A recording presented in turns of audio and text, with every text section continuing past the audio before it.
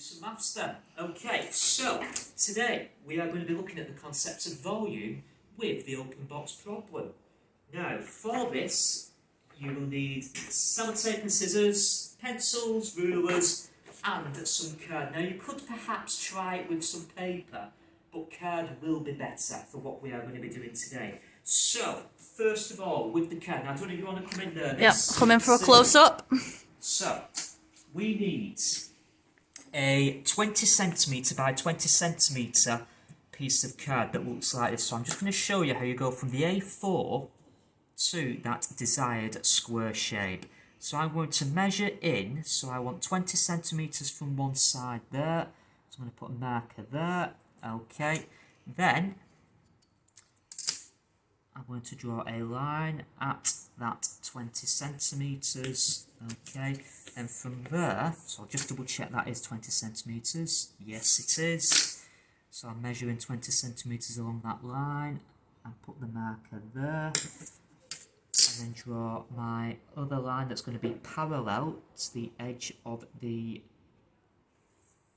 paper, well, card, okay, then I'm going to cut that square out, and hopefully should end up with something like this. So we've got what's going to form the net of our cuboid, okay? Now, strictly speaking, it's not going to be a cuboid that we create because the top face is not going to exist, hence the name open box container. So, yes, this is 20 centimetres by 20 centimetres. I'm going to cut out a square from each corner to give the net. Now, I'm going to start with 4 centimetres, but that's something that we can change later on, depending on how big or small we want this to be, but 4 centimetres to start with. So, marker at 4, okay. Now actually, if I've got 20 centimetres here, if I take away 4 from there, I'm going to end up with what, miss? I think that might be 16. 16, so if I put a marker at 16, draw these two vertical lines in, again, making sure that these lines are parallel with the edge of the square, okay. And if I measure 4 from there, and then 16 at the other side. Looking good. And again, vertical lines. Okay, now what were vertical have become horizontal because I'm rotating it. So, we've got the format that we need. I need to cut out these squares. So I'm going to cut one out with the scissors along the line. Being careful not to cut further than where the two lines meet, because that's going to form a fold line, okay. So I've cut out a square at each corner, each vertex, okay. I'm going to do that 3 more times to hopefully end up with something that looks like this. So how's this one looking, miss? Looks perfect. Does that look okay, that? Yeah, okay. Now, with the ruler, these lines that we've got that form this net, okay, we need to fold along those lines. So I'm going to take the 30 centimetre ruler, hold it quite tight and on the line, and then fold over, nice clean fold on each line. So it's 4 times in total. Oops, getting caught with the tape here. Looking good.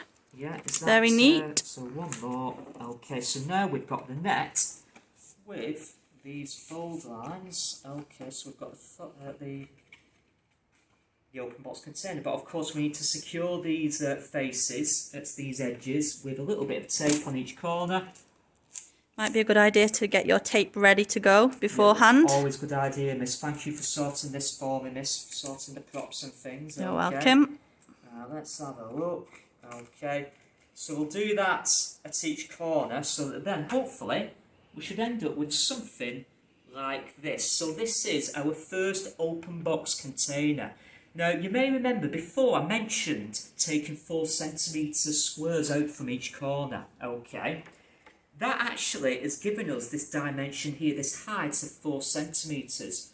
So the square along the bottom, if I've taken 4 centimetres there, done it at each side, remember it was 20 centimetres to start with, the original square, 4 from there, 4 from there. That's going to leave me with what length there then, miss? 20, take away 4, take away another 4. Would that be 12? 12 centimetres, I'd agree with that. So the base of this open box container is hopefully a square shape that's 12 centimetres by 12 centimetres. Now we can look at the space within this object.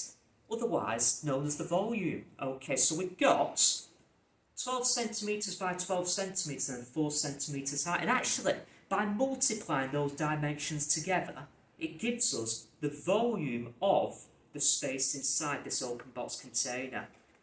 Measured in what, miss? So if I'm doing 12 centimetres multiplied by 12 centimetres multiplied by 4 centimetres, what would the units be? Would that be centimetres cubed? Centimetres cubed, absolutely. And actually, we've got some examples here of different lengths and widths that you can use, altering the heights each time. Now, you'll notice we've actually started here with a height of 0, which just leaves us with a square of length 20 centimetres by 20 centimetres, increasing it each time. I did it as an example with 4, but your task, ladies and gents, is to see if you can maximise the space within this open box container. In other words, maximising the volume. And actually, if we have a look at what you could then do with that, so let's have a look forward on here.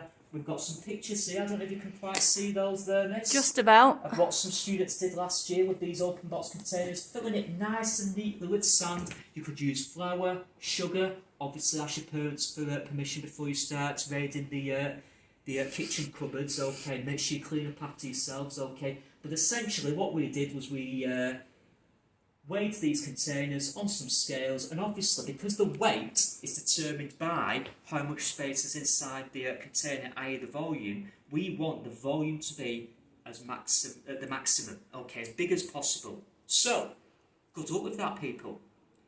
Goodbye, sir. Thank you.